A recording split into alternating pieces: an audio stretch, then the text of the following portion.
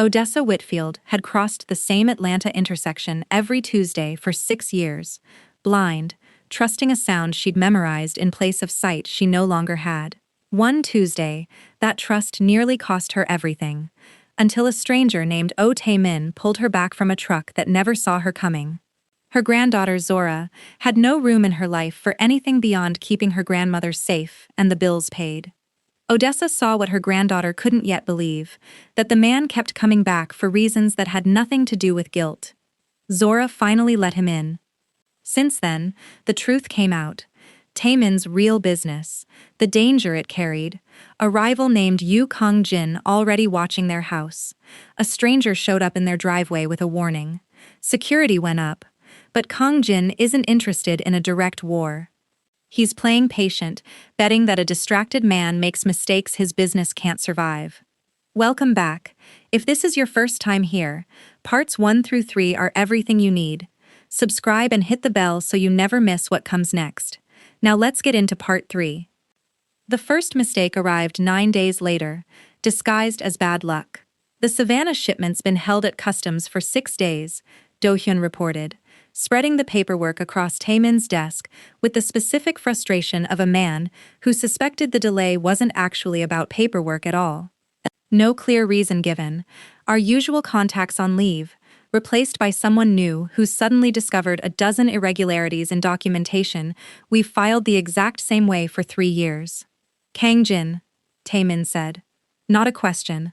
I can't prove it, Do-hyun said, but the timing's difficult to read any other way. You've had someone posted at the house around the clock for 9 days. That's resources, attention, and considerably less time spent on the parts of the business that actually keep this organization solvent. If he's found a way to slow our customs relationships while we're distracted, that's not an accident. Tae-min sat with that for a long moment, the specific frustration of a man watching 2 urgent priorities compete for the same finite attention. How much does the delay cost us? If it stretches past 2 weeks, we lose the buyer, Do-hyun said. He's already made clear he has other suppliers who move faster. That's not a small account, Tae-min. That's one of our 5 largest contracts. Then I need to split my attention, Tae-min said, which is exactly the trap he's built for me. If I focus on the shipment, the house becomes less protected. If I focus on the house, the business bleeds. He's not trying to hurt Zora directly right now. He's trying to make me choose between the people I love and the empire that keeps them safe. What do you want to do? I want to do both, Tae-min said. I need you to run point on the customs situation personally, today. I'll keep the house protection as it is. I'm not reducing security around them for a shipment, no matter what it costs the company. Do-hyun studied him for a moment, something calculating behind his usually composed expression. You understand what you're describing, he said. Running the business at full capacity while also maintaining round-the-clock protection isn't simply doubling your workload. It's dividing your attention at exactly the moment Kang-jin's counting on that division to create openings neither of us can predict yet. I understand it perfectly, Tae-min said. I've run this organization for 11 years without once having to split my focus this way. I don't intend to fail at it now, simply because the stakes finally include something I'm not willing to lose. I'm not questioning your capacity, Do-hyun said. I'm asking whether there's a smarter way to structure this, instead of simply working twice as hard on parallel fronts. What if we brought in outside help? Temporary security contractors, vetted through channels Kang-jin wouldn't recognize, freeing up your own people to focus more heavily on the business side. I don't like outsiders near Zora and her grandmother, Tae-min said. Not yet. Not until I understand exactly how deep Kang-jin's reach actually extends. An outside contractor is one more variable I can't fully verify. Then we do it your way, Do-hyun said. But I want you to understand something clearly. Tae-min, exhaustion makes mistakes, the same way distraction does. If you run yourself into the ground trying to be everywhere at once, you become exactly the vulnerability Kang-jin's hoping you'll become, just through a different door than the one he originally planned for. Noted, Tae-min said. I'll pace myself, but the house stays protected at full strength, regardless of what it costs elsewhere. Do-hyun gathered the paperwork, pausing before he left the office. Can I say something outside my role for a moment? He said, as someone who's watched you for 11 years rather than simply as your second? Go ahead. I've never once seen you fight this hard for anything, Do-hyun said. Not a contract, not a territory, not any acquisition we've ever pursued. I want you to notice that about yourself, in the middle of all this exhaustion.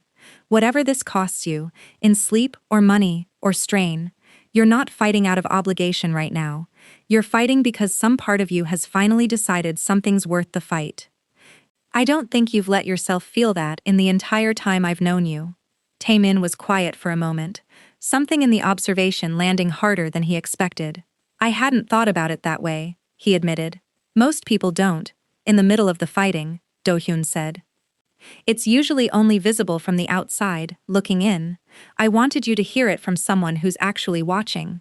Zora noticed the change in him before he said anything about it, the specific quality of distraction she'd learned to read across the past several weeks, now carrying a heavier weight than usual. You've been on the phone constantly today, she said, finding him on the porch that evening, tie loosened, exhaustion sitting differently on him than she'd seen before. Is it Kang-jin? Something happening with us? Not directly, Tae-min said. Business complications. A shipment held up at customs, longer than it should be, probably not a coincidence. Because of the security here, Zora said, understanding arriving faster than she wanted it to. Because you're spending resources protecting us, instead of running your company. That's not how I'd frame it. But it's true, Zora said. Tae-min, I don't want to be the reason your business falls apart. I don't want that weight either, knowing that loving me is costing you something you spent years building. You're not the reason, Tae-min said, more firmly now. Kang-jin is the reason. He's the one choosing to exploit a vulnerability instead of competing honestly. I'm not going to let you carry guilt for a decision that belongs entirely to him. It's hard not to, Zora admitted. I keep running the numbers in my head. How much a shipment like that probably costs. How many people at your company depend on contracts like it. And I keep landing on the same conclusion. I'm expensive, Tae-min. Not in a way either of us asked for, but expensive all the same. Tae-min took her hand, the specific steadiness he'd carried since the night in the driveway settling into his voice. I built an empire I didn't know what to do with, he said, for 11 years, because I never had anything worth spending it protecting. If this is the cost of finally having something worth that spending, I'd pay it again tomorrow, and the day after that, for as long as it takes. That's a lot of faith to put in something so new. It's not faith, Tae-min said. It's math I've already done. Whatever the shipment costs, whatever this entire war eventually costs, none of it comes close to what it would cost me to lose you out of fear of the price. Zora leaned into him, something in his certainty finally reaching the part of her that had been braced for the opposite answer since the first conversation about Kang-jin. I keep waiting for the moment you regret this, she admitted. Not because I doubt what you're saying right now, because it's what I've learned to expect, from everyone who's ever gotten close enough to see how much my life actually asks of the people in it. I'm not everyone, Tae-min said. I've built my entire adult life around understanding exactly what things cost before I commit to them. I did the calculation on you weeks ago, Zora, more thoroughly than I've done it on any business decision I've ever made. The cost was never in question. It was only ever a matter of whether you'd let me pay it. That's a strange way to talk about love, Zora said, something almost amused breaking through her exhaustion. Like a business decision. Maybe, Tae-min said, but it's the only language I fully trust myself in. I grew up learning to calculate risk before I learned to trust feeling. I think what I'm telling you, underneath the strange language, is that I've never once calculated anything this carefully and arrived at an answer this certain. I think I understand that, Zora said. More than you probably expect. I've spent 6 years calculating exactly how much I could afford to want anything for myself, because wanting things felt like a luxury my life didn't have room for. Maybe we're both just speaking the only language we know how to trust. Then we're speaking the same language, Tae-min said, even if it sounds different coming out of each of us. His business is bleeding and he still won't pull security from her house. Like and subscribe to help us grow so we can create more content like this. If you're already rooting for him to find a way to win both fights. This one's getting tense. Stay close. Odessa found her granddaughter at the kitchen table again, a familiar posture by now, though the specific shape of tonight's worry felt different from the fear that had gripped her after the driveway. "You're doing that thing again," Odessa said, settling into her usual chair, "where you decide someone else's cost is actually your fault." "It kind of is my fault, Grandma. If he'd never met me, there wouldn't be a rival trying to bleed his company dry through customs delays." "If he'd never met you," Odessa said, "he'd still be the man Do-hyun described to me the other week. Successful, careful, and entirely alone in every way that actually matters." "You didn't create the danger, baby. You gave a man a reason to fight for something. Those are different things, and I need you to actually understand the difference instead of just nodding along with me." "How do I stop feeling responsible?" "You don't, necessarily," Odessa said. "Feeling responsible for people you love is just what loving people costs sometimes. What you can stop doing is treating that feeling like evidence that you should walk away to spare him the cost. That's not love, baby. That's fear wearing love's clothes." She reached for Zora's hand across the table. "I've watched you spend 6 years believing your only value in this world was how much you could sacrifice for somebody else's benefit. I'd like to see you learn, before it's too late, that you're allowed to be worth fighting for too, not just doing all the fighting yourself." Zora wiped her eyes, something in her grandmother's words settling deeper than she expected. What if I could actually help, instead of just being the reason he's stretched thin? "Now that," Odessa said, something approving in her tone, "sounds like a considerably more useful question than the one you started with." "I know this neighborhood," Zora said, thinking out loud now. "Every regular at that diner. Every face that's ever come through the pharmacy counter. If someone new's been watching this street, somebody in this community's probably noticed something, even if they didn't know what they were looking at. I could ask around, quietly, without anyone knowing why I'm asking." "Now you're using the resources you actually have," Odessa said, "instead of just carrying weight that was never yours to carry alone." "I don't know if he'll want me involved, though," Zora admitted. "He's spent this whole conversation trying to protect me from the danger, not hand me a role inside managing it." "Then you'll have to convince him," Odessa said, "the same way I had to convince you to give him a chance in the first place, weeks ago." Sometimes the people who love us hardest are also the ones who need the most convincing that we're capable of more than they're giving us credit for.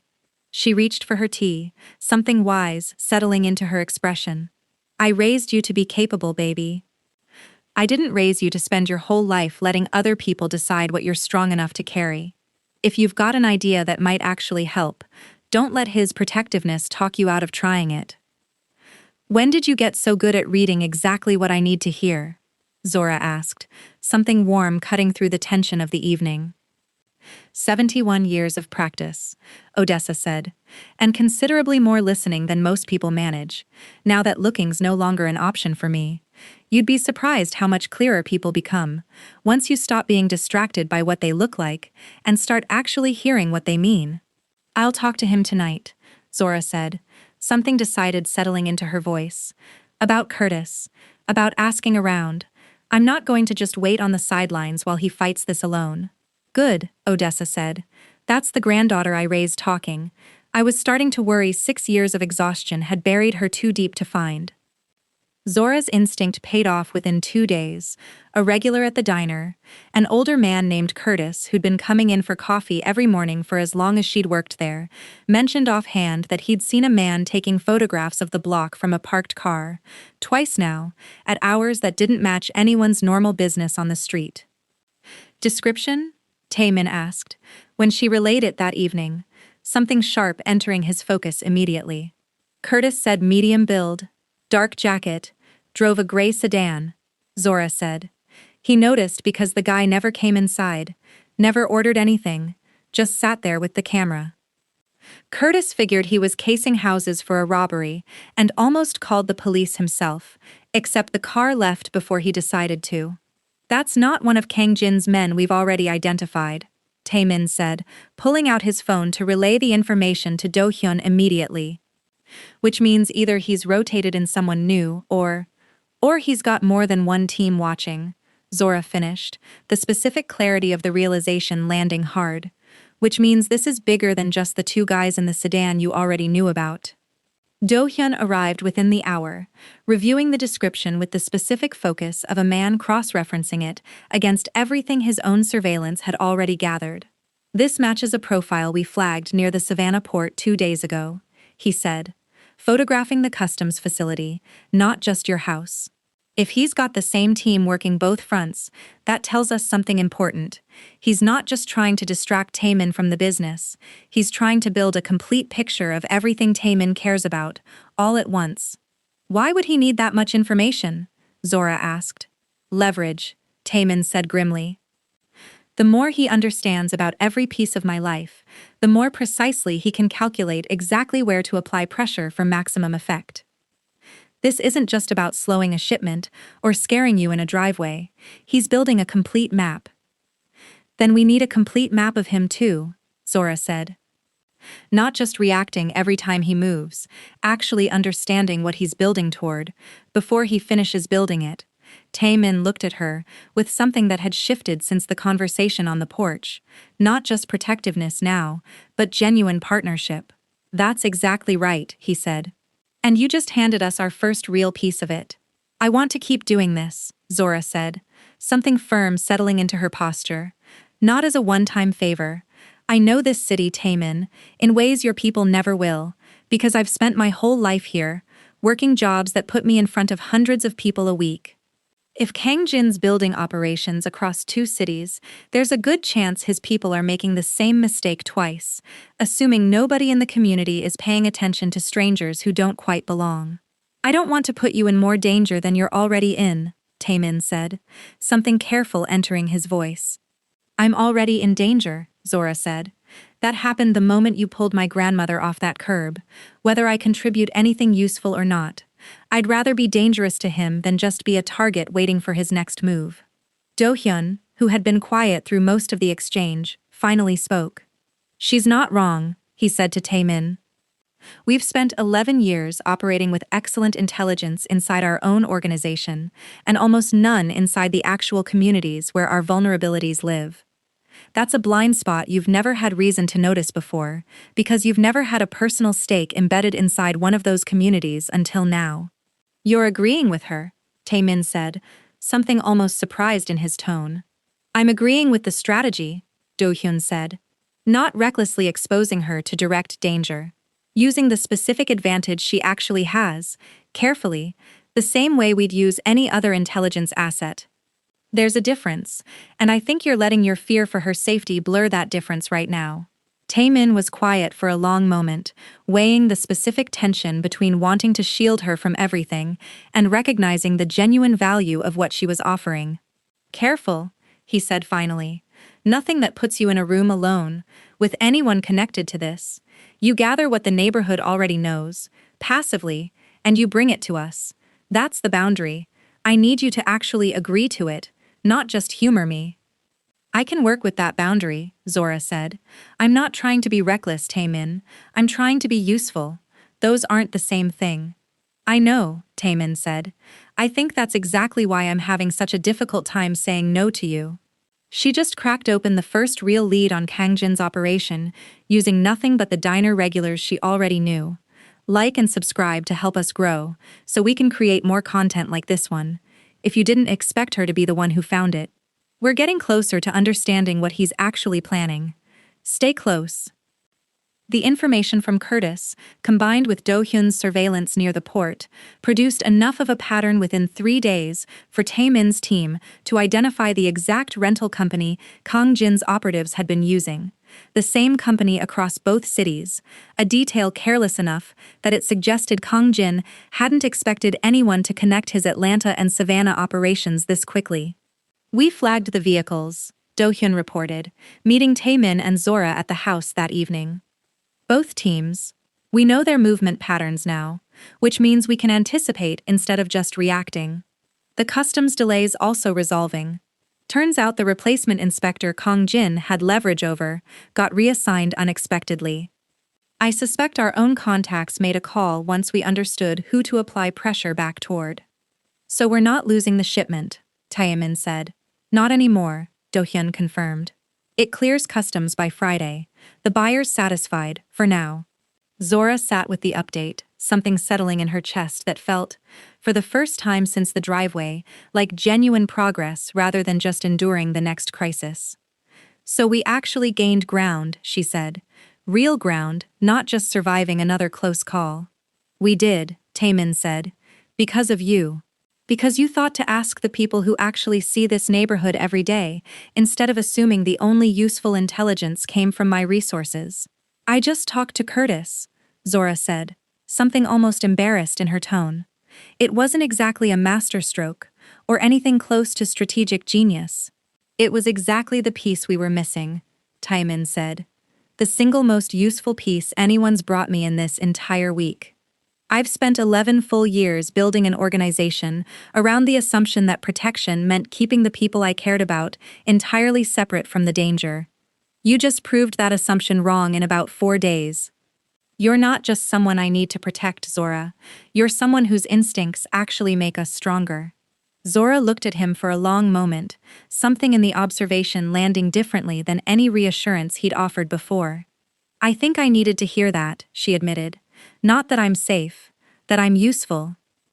I've spent so long believing my only value was in how much I could sacrifice quietly, that I forgot I might actually have something to contribute beyond just enduring things.